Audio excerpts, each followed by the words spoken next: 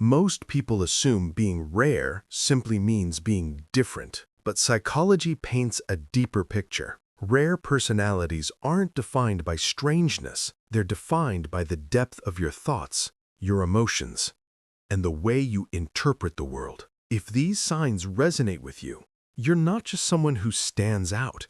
You navigate life on an entirely different wavelength. You think in layers, not straight lines. While most people see life as cause, arrow, effect, you see the layers beneath the surface. You don't just ask what happened, you ask why it happened and what it means. Psychologists call this metacognition, the ability to think about your own thinking. It's rare because it requires distance, honesty, and the courage to analyze your own reactions. That kind of self-awareness changes everything.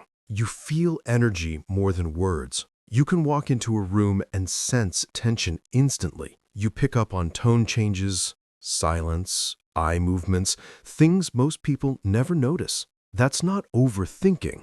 It's empathetic accuracy, a form of emotional intelligence only few people possess. It's a gift, but it also drains you because you can't switch it off. You crave depth, not connection. You don't care about collecting people. You care about conversations that matter.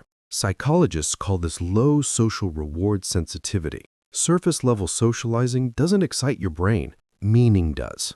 Purpose does. People who talk from their soul do. In a world obsessed with attention, you're searching for intention. You're calm in chaos. When everything collapses, your mind becomes sharper. Your emotions quiet down. That's high emotional regulation. Your nervous system knows how to stay steady. You don't suppress your feelings, you channel them. Pain doesn't scare you, confusion does. You can't function in shallow environments. Fake smiles, trend chasing, surface-level talk, it all drains you.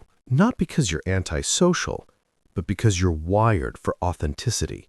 Your mind rejects anything that feels forced or hollow. And yes, that often makes you feel like you don't belong.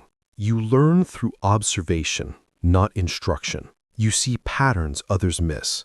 In people, in situations, in emotional shifts. You rarely need rules spelled out. You just notice them. This is observational intelligence, common in intuitive thinkers.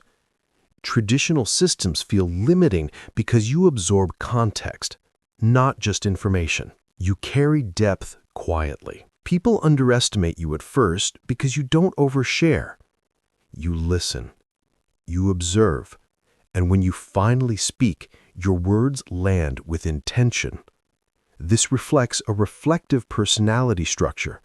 You process your inner world privately before letting it out. That quiet strength makes you unforgettable. You're alone without being lonely. Most people avoid solitude because it forces them to face themselves. But for you, silence is a sanctuary. Alone feels peaceful, not empty.